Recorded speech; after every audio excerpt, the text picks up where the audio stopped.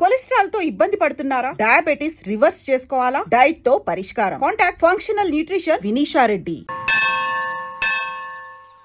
అమ్మా 100 ఎకరాల ఆశావినని చెప్పినందుకు 30-70 అనే పిల్లని పరిచయం చేసి పెద్ద శిక్ష చేసావు తల్లి. తప్పైపోయిందమ్మా, క్షమించే తల్లి. ఈసారి అలా చేయను. మంచి పిల్లనిచ్చి పెళ్లి చేయమ్మా. అలాగేనా?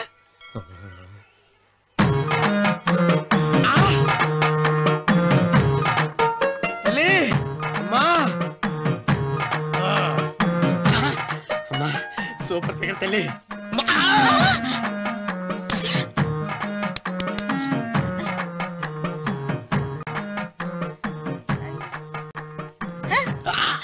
నాకింకా పెళ్లి కాలేదు తల్లి. 100 ఎకరాల మాగానే ఉంది, 50 ఎకరాల కొబ్బరి తోట ఉంది, కానీ పెళ్ళం లేదు. పెళ్లిళ్ళ సీజన్ అయిపోతుంది. మంచి పిల్లని చూపెట్టి పుణ్యం కట్టుకో తల్లి. నాకు కూడా పెళ్లి కాలేదు తల్లి. నేను నీకు పురాతన భక్తురాలిని కదా.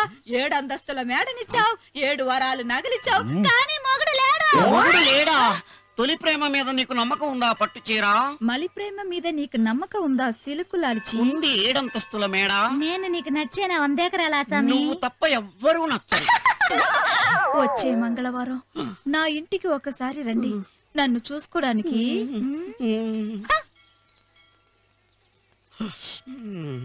తొలి ప్రేమలు అంత తడిచిపోయావా? తడిసి ముద్దయిపోయాను.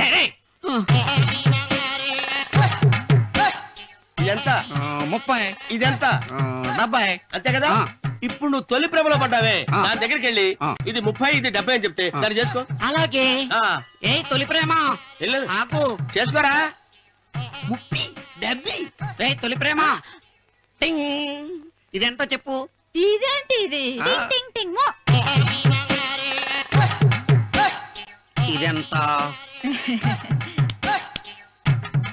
ఇదంతా ఎందుకండి? ఎందుకంటే ఇదెంతో నువ్వు చెప్తేనే మన పెళ్లి. అందుకు చెప్పు. అది అది 30, అది 70. ఒరే గుంటనక వస్తున్నాను, ఉంటారా?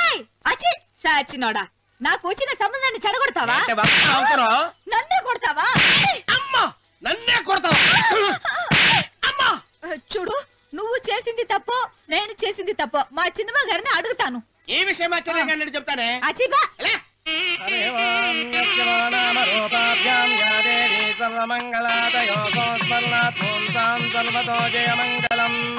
శ్రీమంగళ గౌరీ దేవతాయై నమః. అమ్మా తమ రెండో కోడను కూడా తీసుకొచ్చి కూర్చోబెట్టండి.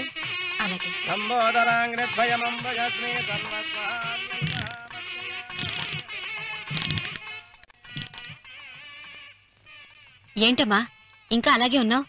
నువ్వు ఈ పూజకి ఏర్పాటు చేయమంటేనేగా మీ మామగారికి ఇష్టం లేకపోయినా ఒప్పించాను. అందరూ వచ్చేసారు. చీర మార్చుకుంటా. నాకున్న చీరల్లో ఇదే మంచిది. నా దగ్గర పట్టు చీరను తీసుకో. మీరు కట్టి విడిచిందా?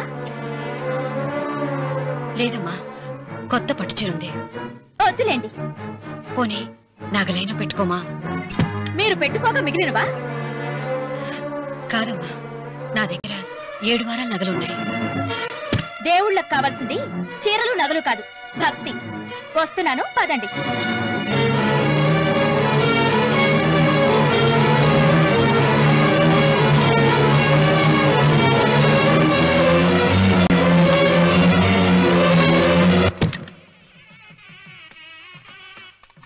అమ్మా రెండో కోడను త్వరగా తీసుకురండి. ఈ హోరలోనే వ్రతం పూర్తి చేస్తే చాలా మంచిది.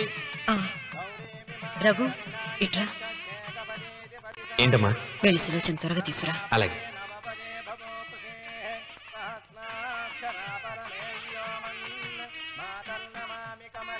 ఏమంది? రానుందమ్మా. ఎందుకని? ఎందుకని ఇంతమందిలో అడుగుతున్నారా? ఈ వ్రతం పెట్టింది ఎందుకు? నా పెద్ద కోడలు కోటీశ్వరరాలు, అందుకే 25,000 రూపాయల పట్టు చీర కట్టుకుని 10 లక్షల రూపాయల బంగారం ఒంటి మీద వేసుకుందని గొప్పగా చూపించి నా రెండో కోడలు ఏమీ లేదన్న నమ్మకం కదా. మాట్లాడక. అమ్మా నీ కొత్త పట్టు చీర నగలు తనకి ఇవ్వమ్మా. ఇస్తానన్నాను రా, తానే వద్దండి. అయ్యో అయ్యో అయ్యో, ఎంత అబద్ధం! ఇస్తానన్నారా? మీరు ఇస్తానన్నారా? చూసారా ఎంత అబద్ధం ఆడుతున్నారు.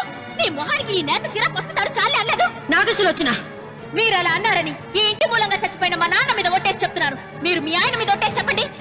నేను మా ఆయన మీద ఒట్టేసి చెప్తున్నాను. ముత్తైదువులను పిలిపించింది పసుపు కుంకుమలు గాజులు ఇచ్చి పంపటానికి గాని ఈ ఇంటి 4 గోడల మధ్య జరిగిన దానికి సాక్ష్యాలు రుజువులు ఇప్పించి పంపడానికి కాదు. నాగసులోచన, ఈ ఇంటికి 2 సింహద్వారాలున్నాయి. దేవుడిని ప్రేమించే వాళ్లకు ఒక గుమ్మం, దేవుడిని ద్వేషించే వాళ్లకు 2వ గుమ్మం. నీ ఇష్టం వచ్చిన గుమ్మం వైపు నువ్వు వెళ్ళవచ్చు.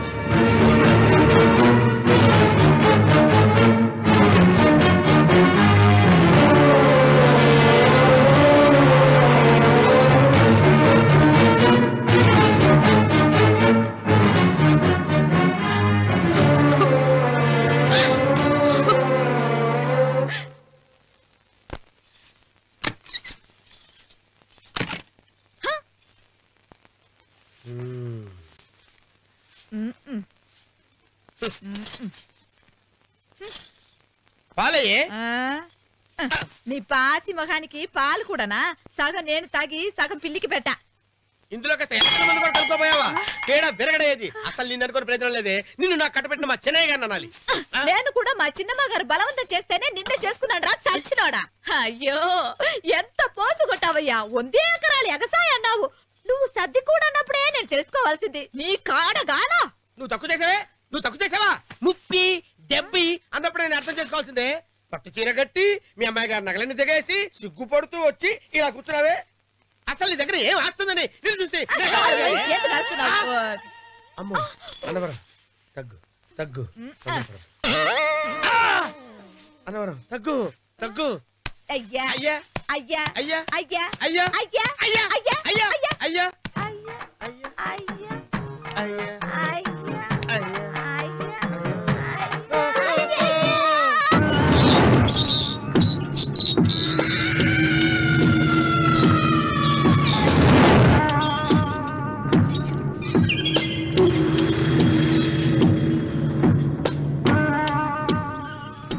ఏమండి అటు చూడండి.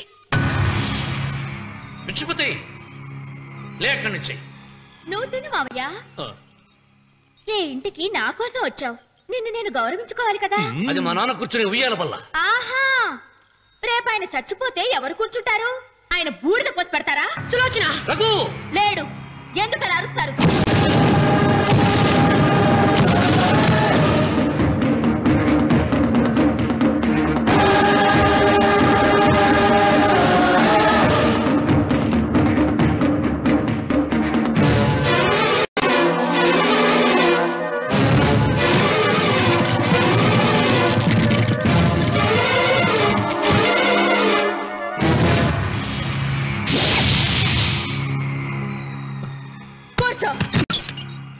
నువ్వు ఈ ఉయ్యాల బల్ల మించి లేచావంటే నన్ను చంపుకు తిన్నట్టే.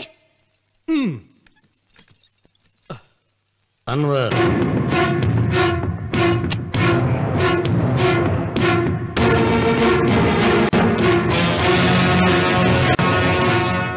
నువ్వు కూర్చో మావయ్య. సులోచన, బుద్ధి లేకుండా ప్రవర్తించకు. వేప చెట్టుకు పాలు పోసి పెంచినా అది చేదుగానే ఉంటుంది, కానీ తీయగా మారదని ఆయన ఎన్నిసార్లు చెప్పినా ఆయన మాట వినకుండా నీ అడుగులకు మడుగులెత్తాను. ఆయన ఎవరనుకుంటున్నావు? ఈ ఇంటికి పెద్ద. దేనిలో పెద్దండి? హత్యలు చేయడంలోనా? పక్కవాడ పొలాలు ఆక్రమించుకోవడంలోనా? వీధిలోకి వెళ్లి పసిబిడ్డని అడిగినా చెప్తాడు ఆయన ఎంతటి నీచుడో హంతకుడోనని.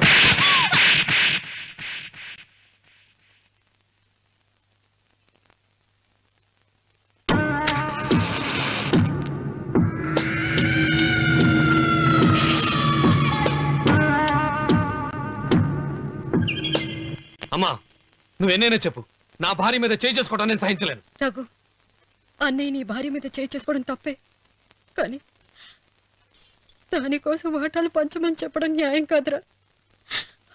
నాన్న అన్నయ్యని కూడా తన వాటా తీసుకుని వెళ్ళిపోమంటున్నారు.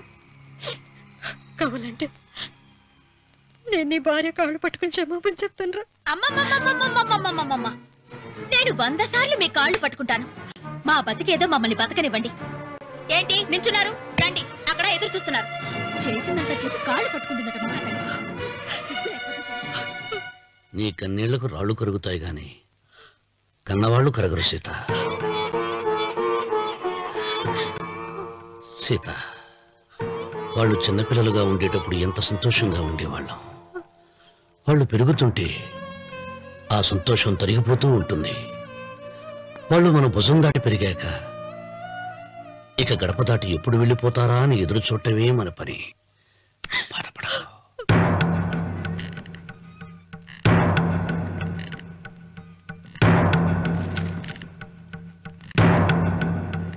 ఇదేంటి లాయర్ గారు, ఆస్తి మాత్రమే 3 వాటాలుగా రాశారేంటి? అమ్మ నగలో నాకు వాటా ఉందిగా, ఆ నగల గురించి కూడా దీంట్లో రాయండి.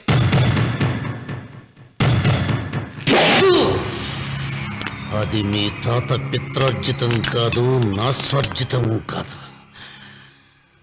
నా భార్య స్త్రీధనం. అందులో వాటా ఎవరికి రాదు లేదు. ఓహో, అమ్మ గదిలోకి వచ్చేడిస్తే నా మీద ప్రేమ అనుకున్నాను. నగలివ్వాలని ఏడుపా. ఈ ఏడుపేదో నన్ను కనక ముందు ఏడవాలి.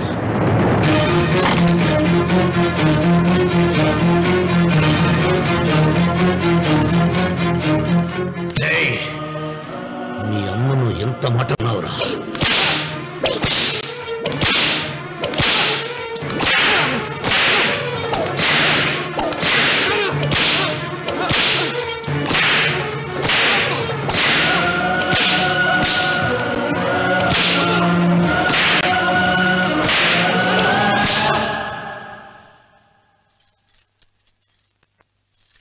మీరేం పెద్ద మనిషండి?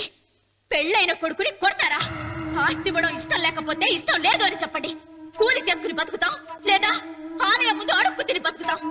ఇప్పుడు ఆయన మీ కొడుకు కాదు, నా మొగుడు. నా మొగుడిని కొట్టే హక్కు మీకు లేదు.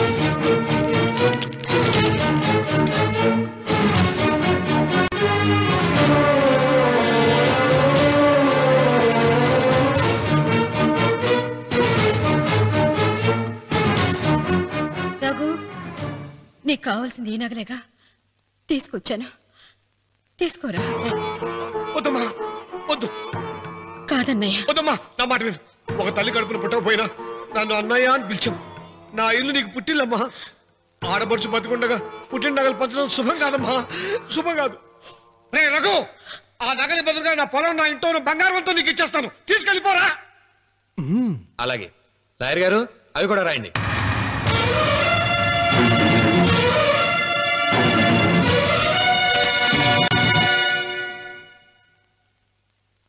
నాన్న, నాకు ఆస్తక్కర్లేదు. నేను మీతోనే ఉంటాను. మరదల్ని కొట్టే సంస్కారం ఉన్న కొడుకుని ఇంట్లో ఉంచుకునే సంస్కారం నాకు లేదు. వెళ్ళిపో.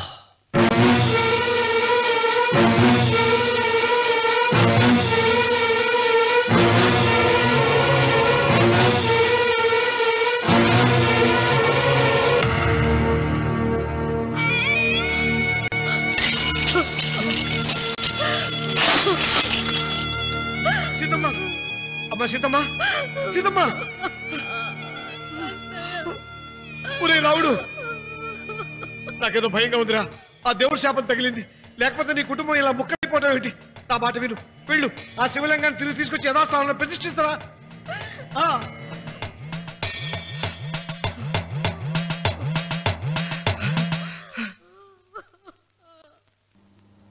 ఇదేమిట్రా రావుడు, శివలింగాన్ని తీసుకొస్తానని బయలుదేరి ఆలయం దగ్గర తీసుకొచ్చావేంటి?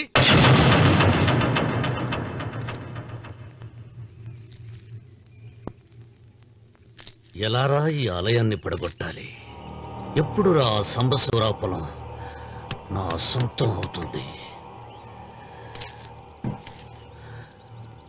వెంకన్న, నా పట్టుదల కోసం నేను ధరించిన ఈ నల్ల చొక్కా ఎప్పుడురా మార్చేది? ప్రతీకారం కోసం ప్రమాణం చేసి వేసుకున్న నా తండ్రి మొలతాడు ఎప్పుడురా నా మెడ నుంచి ఊడిపడుతుంది? వెంకన్న, చెప్పరా, ఆ ఆలయాన్ని పడగొట్టి ఉపాయం చెప్పు. ఇంత జరిగినా కూడా నీ అహంకారం తగ్గలేదురా? నారు పొయ్యకుండా నీరు పెట్టకుండా ఈ ప్రపంచంలో పెరిగేది ఒక్కటే, అహంకారం. అది నా సొంతం.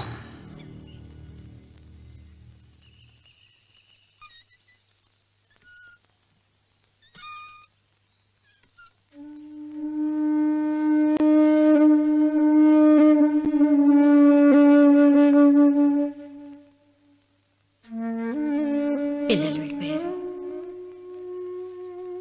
కోడళ్ళు వెళ్ళిపోయారు. వచ్చే రాఖీ పండుగ నాటికి ఇది కట్టడానికి నేను కూడా ఉండకుండా వెళ్ళిపోతానేమో. చిచ్చా, అవే మాటలమ్మా. నువ్వు నిండు 100 ఏళ్ళు బతకాలమ్మా. 15 రోజులు కూడా పిల్లలు లేకుండా బతకలేకపోతున్నదని 100 ఏళ్ళు ఎలా బ్రతకలన్నయ్య?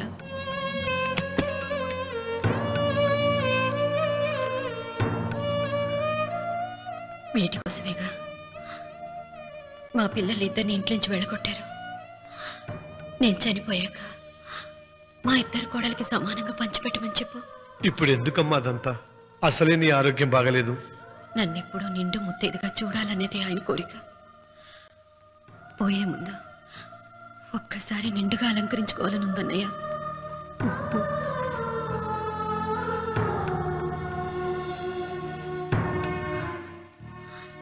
ఈ అన్నయ్య లేకపోతే నా ఈ కోరిక తీరేది కాదు. నీ చేతులతో అలంకరించన్నయ్య.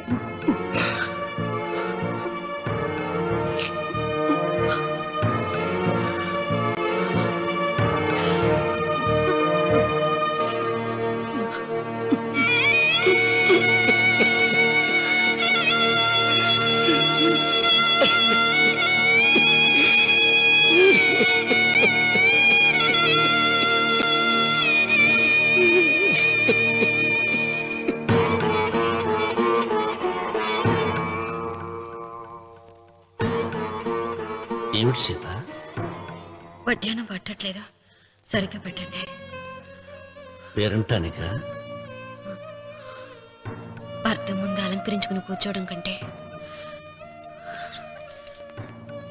ఆడదానికి వేరే పేరంటే ఉంటుంది చెప్పండి. ఏమండి, మీరు ఉత్తమ జాతి స్త్రీ రెండో కోరిక కోరదు అన్నారు. అందుకే మిమ్మల్ని అడగలేకపోయాను. కానీ చనిపోయే ముందు నీ ఆఖరి కోరిక ఏమిటి అని అడుగుతారు. నా ఆఖరి కోరిక ఆ శివలింగాన్ని తీసుకొచ్చి ఇంటి ముందు ప్రతిష్ఠించండి. సీత, పళ్ళు గట్టిగా ఉంటాయని, నాలుక మెత్తగా ఉంటుందని మనం పళ్ళకే ఎక్కువ విలువనిస్తాం. వయసు పైన పడుతుంటే ఒక్కొక్క పన్ను రాలిపోతుంది. వయసు పెరుగుతున్న కొద్దీ ఒక్కొక్క బిడ్డ దూరం అయిపోతాడు. కానీ నాలుక మాత్రం భర్తకు భార్య లాంటిది, భార్యకు భర్త లాంటిది. బ్రతికినంతకాలం తోడుగా ఉంటుంది. బిడ్డలు దూరం అయిపోయారని ఏదోదో మాట్లాడుతున్నా. సీత, నా మీద కోపం వచ్చిందా?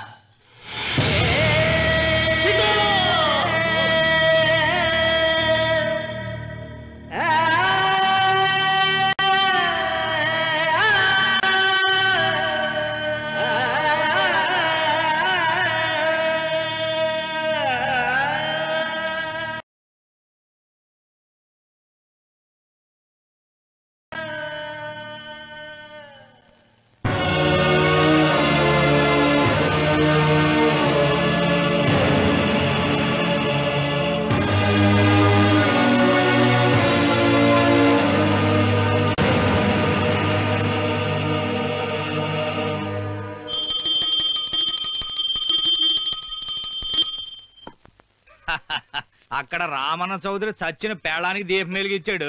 ఇక్కడ ఈయన అమ్మూరికి ఆరతి వెలిగించాడు. నేను ఆ రోజే చెప్తేనే అది చాలా మహిమగల శివలింగము, దాని జోలికి పోతే సర్వనాశనం అయిపోతాడని. పిల్లలేమైనారు? ఇల్లు వదిలిపోయినారు. పెండ్లాము లోకం ఏడ్చిపాయ. ఇక రామన్న చౌదరితో పాటు ఆయన వంశం కూడా గబ్బు లేచిపోతా. ఒకవేళ భయపడి ఆ శివలింగం మళ్ళీ యథాస్థానంలో పెడతాడేమో. పెట్టడు. పెట్టాలని ప్రయత్నిస్తే ఎట్లా ఆపాలనో మనం చూసుకుందాం.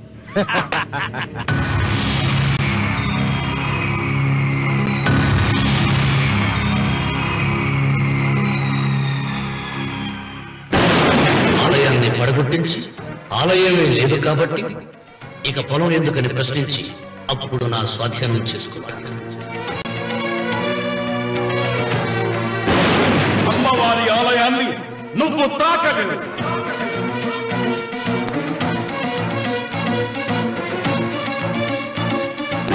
ఆ ఆలయాన్ని పడగొట్టక్కర్లేదండి.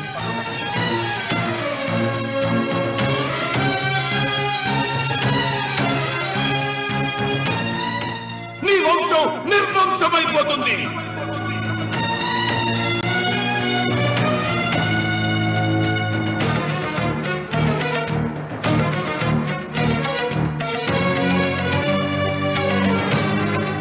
ఆ శివలింగాన్ని తీసుకొచ్చి ఇంటి ముందు ప్రతిష్ఠించండి.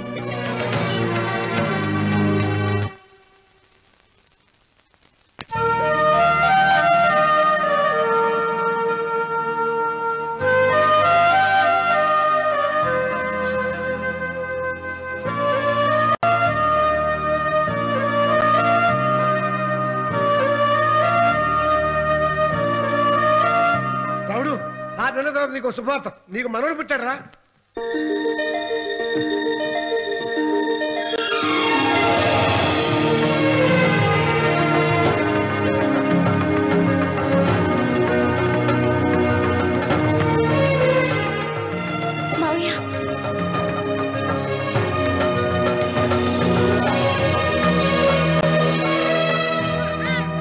నా వంశం నిర్వంశమైపోతుందని జటాధారి శపించిన ఎదిరించి నా ఇంట పుట్టిన మొదటి వంశాంకురం.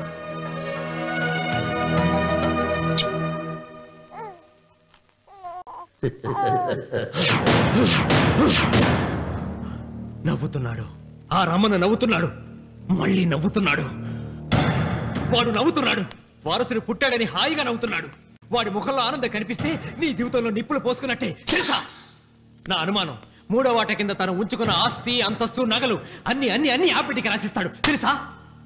మొన్న డాక్టర్ పరీక్షించి ఏం చెప్పింది నీకు? పిల్లలు పుట్టే అవకాశం చాలా తక్కువగా ఉంది అని చెప్పలేదు? చెప్పు. గొడ్రాలు అన్న పాయింట్ తో నిన్ను పంపేసి మళ్ళీ కొడుక్కి పెళ్లి జరిపిస్తాడు. దిక్కుతోచని నువ్వు ఆత్మహత్య చేసుకుని చచ్చిపోతావు. ఇదంతా జరగకుండా ఉండాలంటే నీ తోడికోడలు కన్న బిడ్డని కన్నట్టే చంపేయాలి. ఈ భయాలేవి పెట్టుకోవద్దు. మీ నాన్న గుండెల్లో కత్తి కసా కసా దింపిన కసాయి వాడి మీద పగ తీర్చుకుంటున్నాననుకో, అంతే. బిడ్డ చచ్చిపోతే దిగులుతో రుక్మిణి చచ్చిపోతుంది. ఆమె పోతే ఈ ఇంటికి, ఆ ఇంటికి, అసలింటికి అన్నిట్లో నీదే పెత్తనం.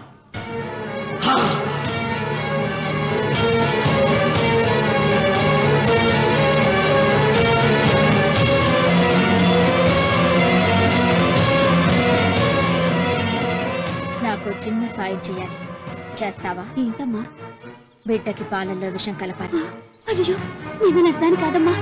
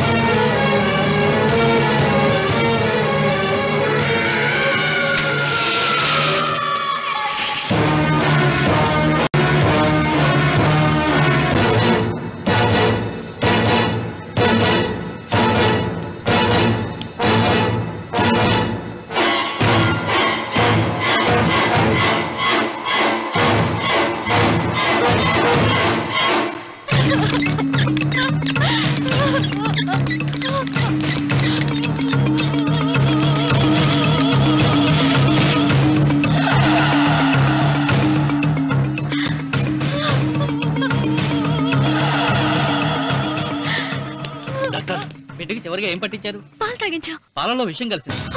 Sister, call doctor Reddy. చివరిగా పాలు ఎవరు పట్టించారు?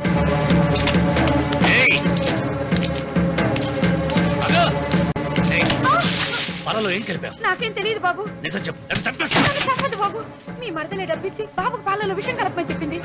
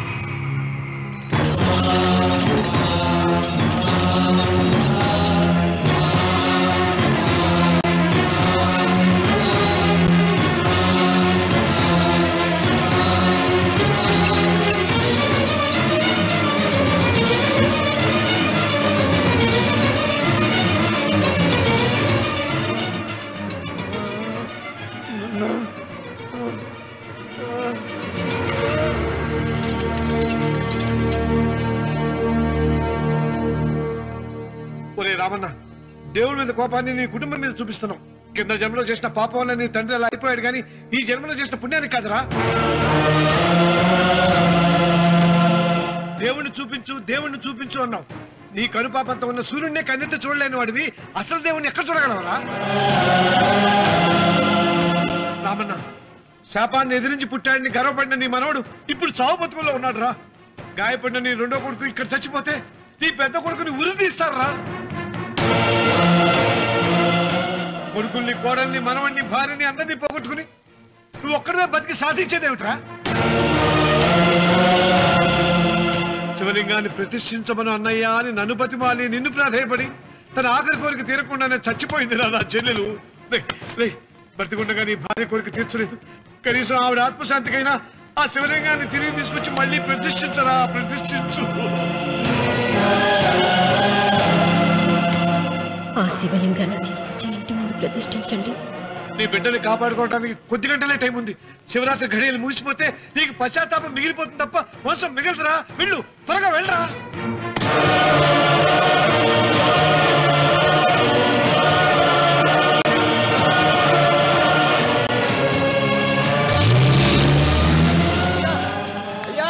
అయ్యా గారు,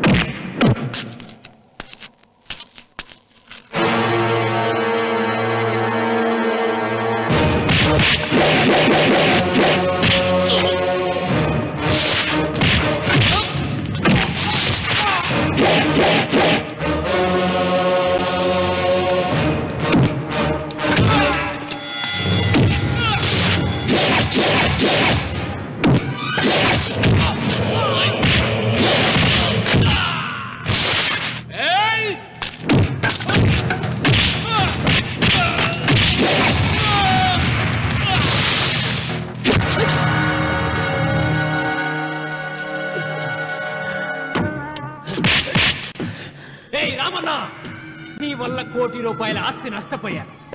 నేను ఇష్టపడిన సీతను నాదానిగా చేసుకోలేకపోయాను. నిన్ను నీ వల్ల 14 ఏళ్ళు శిక్ష అనుభవించాను రా.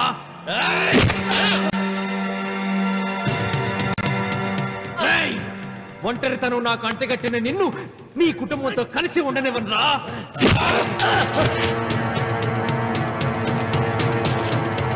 నిన్ను చంపి నా పగ తీర్చుకుంటాను రా.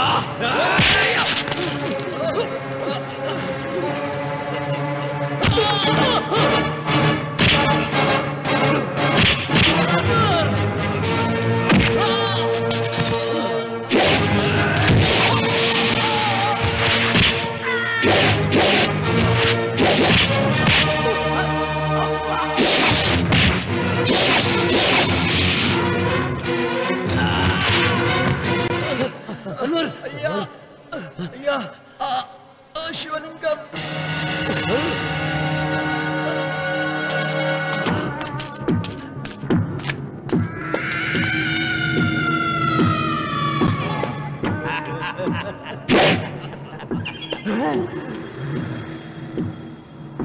ఏయ్ రాయలసీమ రామన్న చౌదరి, ఇప్పుడు చూస్తా నిన్ను ఏ దేవుడు కాపాడతాడో.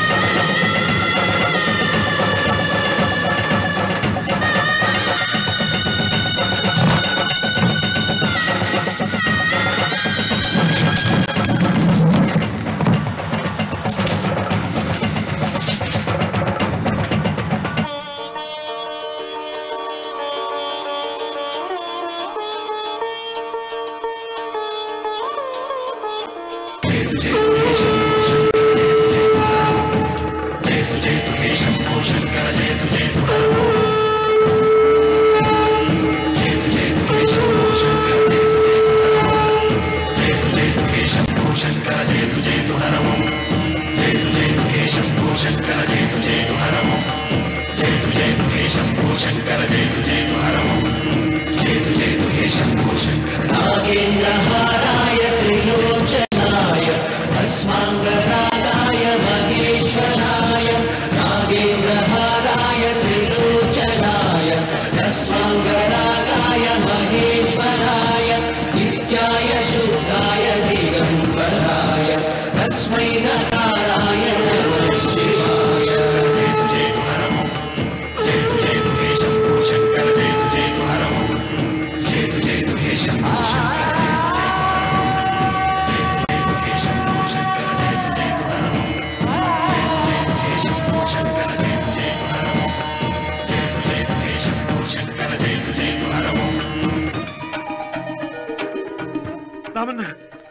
చూసావరా ఆ భగవంతుడు లీలా?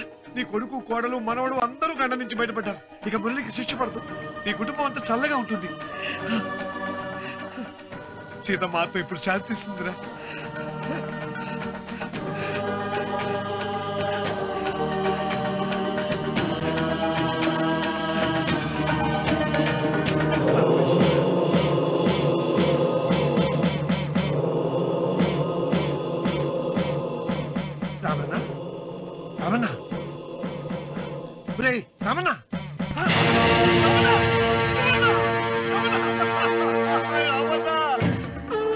గాలి, భూమి, నీరు, తల్లిదండ్రులు, స్నేహితులు మాత్రమే దేవుళ్ళని ఇన్నాళ్లు అపార్థం చేసుకున్న రామన్న చౌదరి వీటన్నిటినీ సృష్టించిన పరమేశ్వరుడే అసలైన దేవుడని అర్థం చేసుకుని శివ సాన్నిధ్యంలో ఉన్న తన భార్యను కలుసుకోవడానికి కైలాసానికి వెళ్లిపోయాడు. జీవితం చరితార్థం చేసుకున్నాడు.